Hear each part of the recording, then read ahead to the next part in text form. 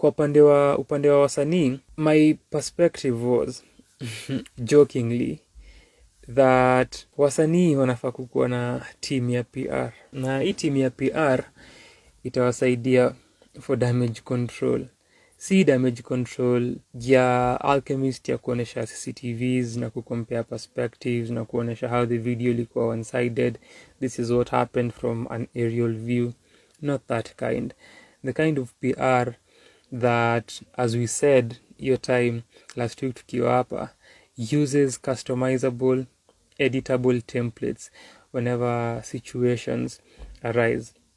And as I said kwa my Facebook post, mnafaa kuwa learn from politicians, from brands and corporates, from public figures, how to deal with such situations. Jokingly, because this again goes to idea, don't meet your heroes. Wasanii or public personalities and public figures, a majority of them hawajuangi kile ina happen ama hawako conversant na social, political, economic and cultural issues. So inakuanga ukijipata in a position where umekaa na msanii ama unaweka kwa an interview na unauliza questions kuhusu something political, something social, kitu cultural, kitu economic, kitu historical, they will not give you in-depth perspectives or informed sentiments kuzihusu juu hawana idea na hawajui hizi vitu. So inaendapi imekuwa tu blanda. Ama wakiwa kwa those same interviews na wakirespond to those questions, utajua I really just wish ungenyamaza useme hujui. Ama interviewer angekuuliza hilo swali juu ya vitu umesema. Or wakienda wazipost mtandaoni wa share views zao.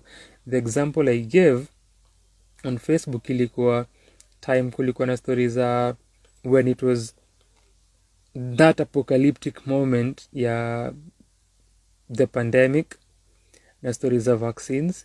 So kuna views za wasanii on vaccination, that was also something else. Na if you are keen kusoma kama ni comments on those posts za watu online or even on music videos on YouTube, hizo responses za watu zinakuonesha kile nasema. Watu kusema I really didn't think I'd be hearing this from you, I don't believe you are also an anti-vaxxer, such like, sikujua unafikirianga hivi, sikujua hizi ndio thoughts zako. Irauka ametujoin, irauka usema napendanga kuona thoughts za watu on Twitter. So thoughts. This internet era tuko in, unaweza come across thoughts za watu and people have the shittiest thoughts.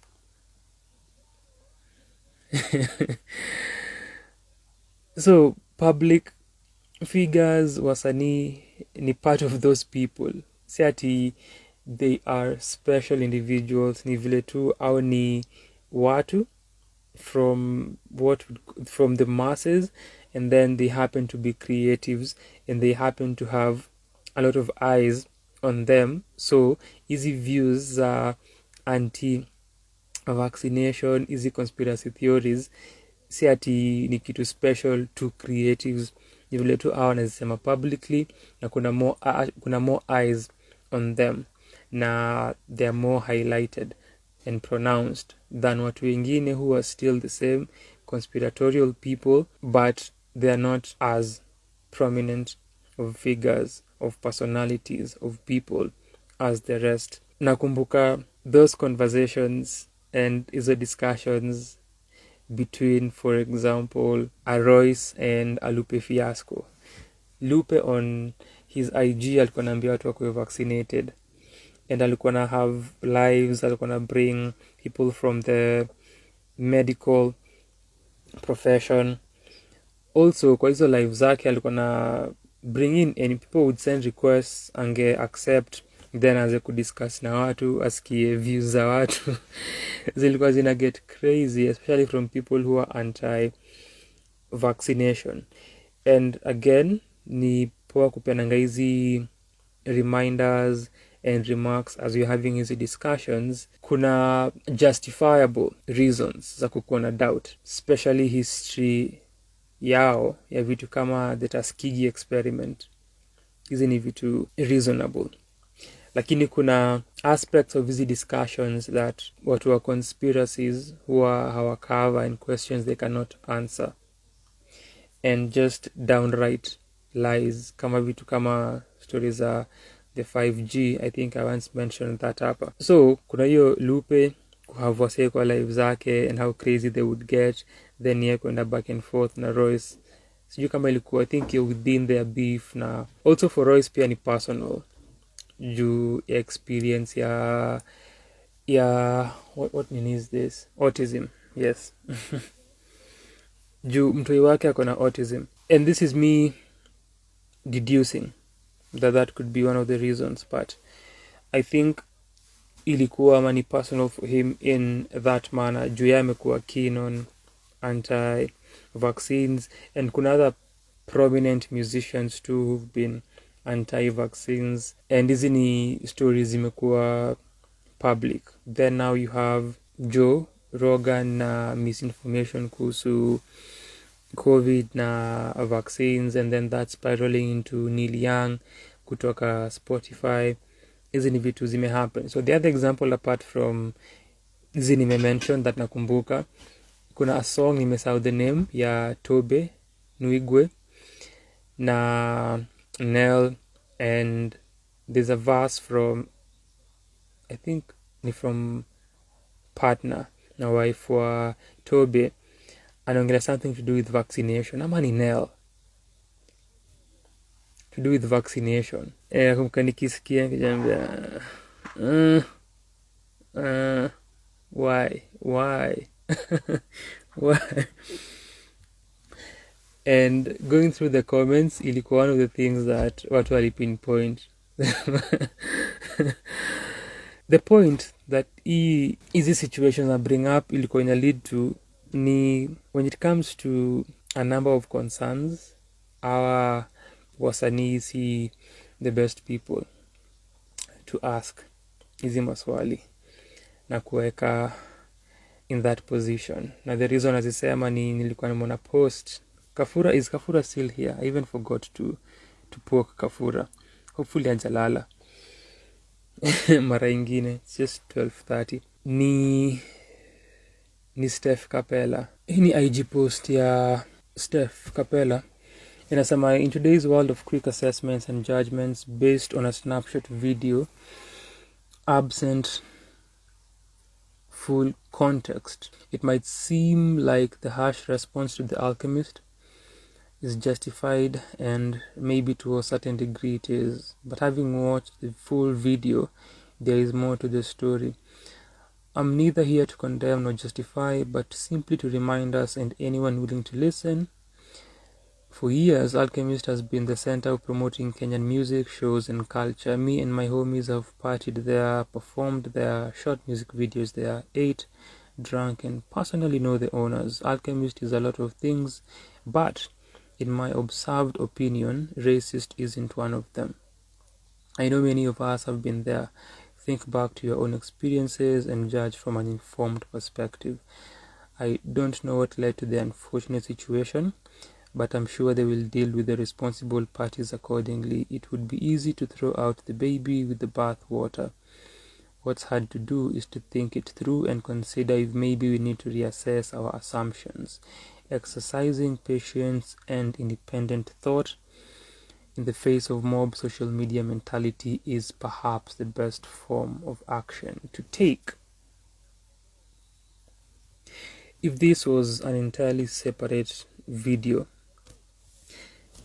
and live session, tunge dissect e-post line by line na tuangalie the merits and the demerits of Steph Kapela's argument, but we are not here to do that. DMB alikuwa amesema Andrew Kibe kwa live yake alikuwa na some interesting things kuhusu story ya Alchemist. Alisemaje? One thing nita acknowledge ni the video ya the aerial CCTV ilisaidia peana other perspectives kuhusu kile ilifanyika. And Steph anaicapture akiongelea quick assessments bila full context, akidiscuss exercise patience, kungoja for everything to come out, independent thought. Ameigusia the other part kwa argument yake na kwa hii submission ni now tying in story how Alchemist imekuwa place ya kupromote arts na culture, na how since haja experience racism at the Alchemist, therefore the Alchemist is not racist. Hapo ndio the biggest mistake ya argument yake, similar to watu wenye wanasema since hatuja experience Alchemist kukuwa racist, therefore it is not racist. That's the biggest demerit of this. And point nilikuwa nasema jokingly ya wasanii kukuwa na PR teams na customizable templates for such things. If you want to speak about such, ambia PR niko na few thoughts, andikeni kitu, rusheni kitu nje. Same to the other post, the other tweet niliona ilikuwa from Yaba, same rationale, that how Alchemist imekuwa supportive, wamepromote sanaa. Racism is not something that they are. We've not experienced racism there. We've had shows there. I've had the best moments of my career at the Alchemist. Hatuja experience racism. None of my fans have experienced racism. Therefore, your place is racist. Same rationale na Steph, same rationale na other people who've said those same sentiments, and we discussed this wiki iliyopita. I would also add na niseme similarly, also if I have had an encounter that is discriminatory, haimaanishi the entire establishment is discriminatory. So ina apply both ways. But kwa hii instance, hiyo idea ya because hatujaipitia hai make racist ama hizo experiences hazi exist hapa, therefore ziku happen, it takes away from any argument that ulikuwa unadai kuanzisha.